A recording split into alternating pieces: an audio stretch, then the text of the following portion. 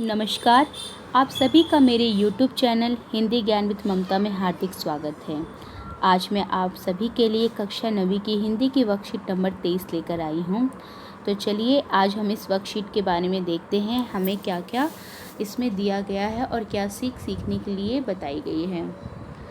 प्यारे बच्चों, पिछले कार्यपत्रकों में आपने कबीर की द्वारा रचित कुछ साखियाँ पढ़ी। आइए आज के कार्यपत्रक के माध्यम से कबीर रचित शब्द पद पर हम चर्चा करते हैं। ठीक है, इससे पहले की जो वीडियोस थी उसके अंदर हमने साखियाँ देखी और आज जो हम शब्द के बारे में चर्चा करेंगे। सर्वप्रथम हम पढ़ते हैं यहाँ पर कबीर जी की वाणी से क्या निकला और वो अपनी वाणी के माध्यम से हमें क्या सीख देना चाहते हैं। कबीर कहते हैं कि ईश्वर कह रहे हैं कि मोको कहाँ ढूंढे बंदे, मैं तो तेरे पास में। नामे देवल नामे मस्जिद ना काबे कैलाश में, ना तो कोनो क्रियाक्रम में नहीं योग वैराग्य में। खोजे हुए तो तुरते मिली हो पल भर की तलाश में। कहे कबीर सुनो भई साधो सब श्वासों की श्वास में। कबीर दास कहते हैं कि मेरे देव, मेरे इष्ट, मेरे राम क्या कहते हैं कि मोको कहाँ ढूंढे बंदे, हे बंदे तो मुझे कहाँ ढूंढ रहा है, मैं तो तेरे पास में ही हूँ। वो हमारा इष्ट हमें क्या संकेत दे रहा है कि मुझे, मोको यानी मुझे, हे बंदे, हे मानव तो मुझे कहाँ ढूंढ रहा है, मैं तो तेरे समीप हूँ, तेरे पास में ही हूँ। लेकिन तू क्या करता है, मुझे ढूंढने के चक्कर में, मुझे पाने के चक्कर में तू देवल, यानी जो देवल क्या होते हैं, जो हिंदुओं का तीर्थ स्थान होता है, तो वहाँ पर मुझे ढूंढ रहा है। तू मस्जिद में ढूंढने का प्रयत्न कर रहा है, तू काबा में मुझे ढूंढना चाह रहा है, तू कैलाश में मुझे ढूंढना चाह रहा है। लेकिन ना तो मैं देवल में मिलूँगा, ना मैं तुझे मस्जिद में मिलूँगा, ना मैं तुझे किसी कैलाश या कावे में मिलूँगा, ना मैं किसी क्रियाक्रम यानी जो हम ईश्वर को पाने के लिए योग साधना कर्म करते हैं, योग साधना का हठ योग करते हैं, ठीक है, और ना ही या वैराग्य ले लेते हैं, योग साधना करते हैं। तो इस तरह की भी कोई हम जो एक्टिविटी करते हैं, गतिविधियां करते हैं या फिर अपने जीवन में वो काम करते हैं, इस कार्य को भी करने से हमें ईश्वर, हमारा जो परमात्मा है, हमें नहीं मिल जाएगा, मैं तुम्हें प्राप्त नहीं होऊंगा। अगर तुम सच्चे हृदय से, सच्चे मन से खोजोगे तो मैं तुम्हें तुरंत मिलूँगा। कैसे?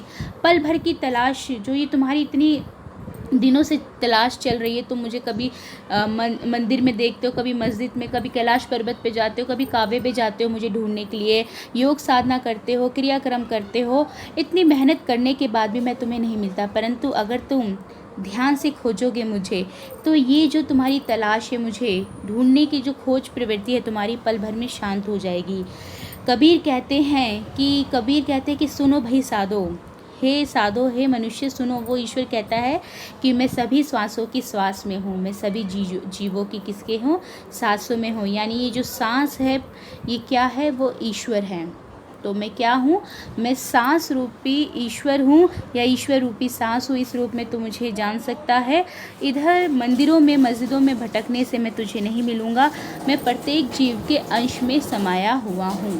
तो यहाँ पर कबीर जी जो है हमें ये स्पष्ट करना चाहते हैं कि इष्ट उनसे क्या कह के गए हैं, उन्हीं बातों को वो हमारे सामने रख रहे हैं।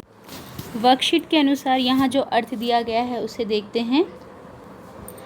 प्रस्तुत शब्द में कबीर ईश्वर के माध्यम से भक्तों को एक संदेश दे रहे हैं कि मुझे अर्थात ईश्वर को तुम कहाँ ढूंढ रहे हो, मैं तो तुम्हारे पास ही हूँ।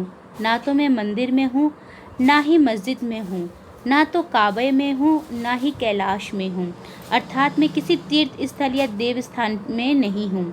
ईश्वर या अल्लाह को पवित्र और तीर्थ स्थान पर ढूंढना नहीं चाहिए। किसी विशेष क्रियाक्रम से या किसी विशेष योग वैराग्य या पूजा पद्धति से भी मुझे नहीं पाया जा सकता। यदि कोई खोजने वाला अर्थात समझदार हो तो वे पल भर की तलाश में ही मुझसे मिल सकता है। कबीर कह रहे हैं कि साधना करने वाले साधकों सुनो, मैं श्वास लेने वाले प्रत्येक प्राणी के हर श्वास में मौजूद हूँ, अर्थात हर जीव का आधार मैं ही हूँ। यानी यहाँ पर वही बात जो मैंने स्पष्ट की, पत्रिका में भी उसी बात को यहाँ पे स्पष्ट करने का प्रयत्न किया गया है। चलिए जो अपरिचित शब्द है उनसे परिचय बनाया जाए। देवल का अर्थ होता है देव स्थान या स्थल। काबा यानी मुस्लिम लोगों का जो तीर्थ स्थल होता है जहाँ वो अपनी अर्चना पूजा करने जाते हैं, उस स्थान को कहते हैं कैलाश। हिंदुओं का तीर्थ स्थल होता है। आगे बढ़ते हैं। नीचे दिए गए जो प्रश्न हैं उन्हें ढूंढना है, उसके उत्तरों को वैकल्पिक रूप से हमें दिया गया है। यहाँ पे बंदे का अर्थ क्या हो सकता है? तो बंदे का अर्थ बच्चों यहाँ पे सामान्य आदमी है। मिले हुए शब्द के माध्यम से कबीर किससे मिलने की बात कर रहा है?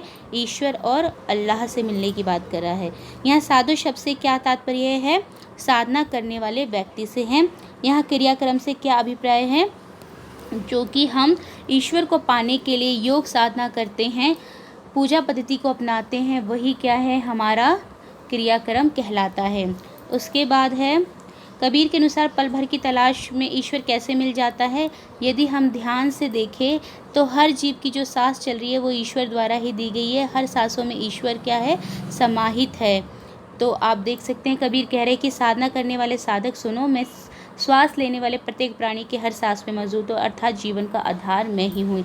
यानी जो जीवन हमें ईश्वर द्वारा मिला गया है उसका आधार क्या है? वो ईश्वर है। यानी ईश्वर इस जगत के प्रत्येक जीव में क्या है? समाहित है।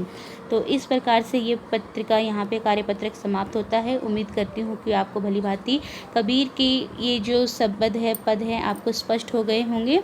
यदि कहीं कोई दिक्कत हो तो आप जो है कमेंट बॉक्स में पूछ सकते हैं। वीडियो देखने के लिए आप सभी बच्चों का बहुत बहुत धन्यवाद।